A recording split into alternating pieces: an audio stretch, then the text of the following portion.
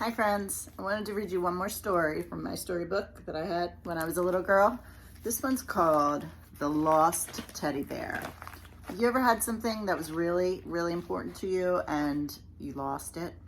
Could be like a teddy bear or another stuffed animal, maybe a blanket. This little boy did. His name's Donnie. I did. When I was a little girl, I had a special doll named Sunny and I lost her in a store, but I didn't know where. And my mom and my dad bought me another doll and I loved her and I named her Sunny number 2, but it wasn't the same. But then weeks later, we went back to that same store and my mom said, let's just check and see if anybody found Sunny. And guess what? Somebody did, and they gave it to the man who worked there and she was behind the desk waiting for me. So then I had Sunny number 1 and Sunny number 2. And that's a happy ending. Sometimes you don't find the things that you're looking for. Let's see what happens to Donnie. This is called The Lost Teddy Bear. There's Donnie in his bed with his mama. A little bit sad. Donnie lost his teddy bear. Its name was Bingo, and it was a big teddy bear with white fur. Donnie was a sturdy little boy with red cheeks and eyes that shut up tight when he laughed. But he did not feel like laughing anymore because Bingo had been gone since Saturday. How can I go to sleep without Bingo and to hug? Donnie kept asking. His mother offered to buy Donnie a new teddy bear, but Donnie scorned the idea. What would Bingo think, he said, if he came back and he found another bear in his place? He doesn't think Bingo would like that very much. Grandpa was the one who gave Donnie the most comfort. He put an ad in the paper, writing it just the way Donnie told him to. Has anyone seen my white teddy bear with one eye gone? And Donnie's name and address. But there was no reply. Perhaps you left him at the zoo when we went to the park last Saturday, said Grandpa. I'm busy today, but we'll go back and look for him tomorrow. Donnie was disappointed. He kept thinking of poor Bingo left behind in the park until suddenly a wonderful idea came to him. He would go and look for Bingo himself without waiting for his grandpa. His mother was taking a nap and he didn't want to wake her to ask her about it. The park was only 2 blocks away, so Donnie felt for sure he could get to the zoo and back before anyone would miss him. Is that a smart idea? Go by himself? I don't think so. He hurried down the street to the park. The first place he went to was the peanut stand where Grandpa and he had stopped. Have you seen my white teddy bear? He said, but the peanut man shook his head. Donnie went to the animal cages. He asked everyone he knew, but no one had seen Bingo. At last, he reached the bear pits. One of the animal keepers was standing in front of the polar bears.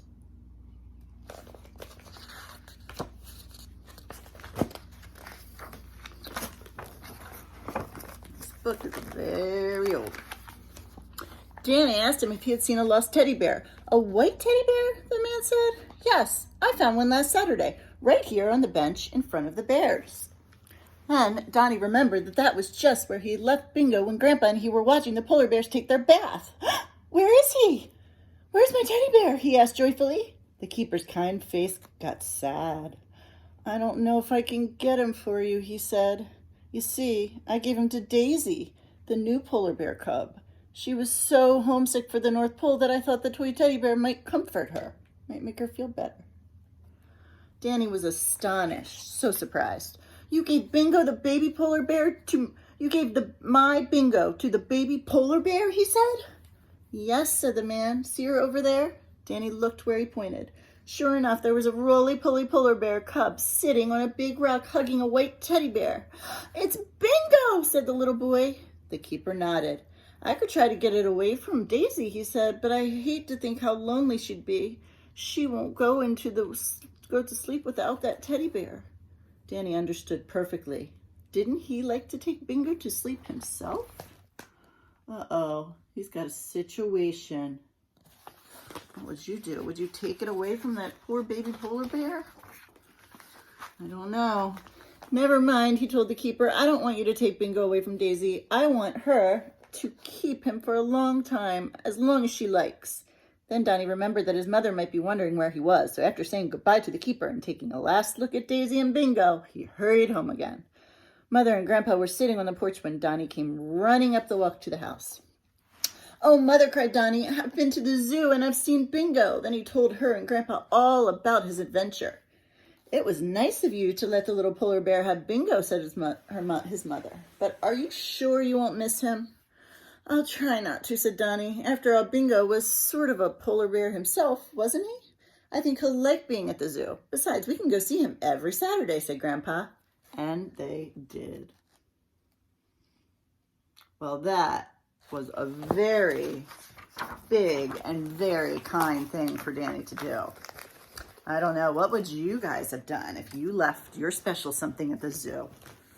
It could be, some of you have teddy bears, I know, like Baby Bear and Boo Boo Bear. What if you left it at the zoo and one of the new zoo animals was so homesick for its bear cave and its bear family, and that was the only thing that made it feel better?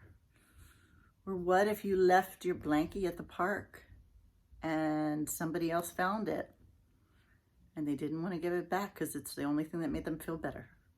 I don't know. Special things are pretty special, but Danny did a really big boy thing. I think it was very kind. He's a bucket filler for sure, just like you guys. All right, I love you so much. I hope you liked that story. Bye.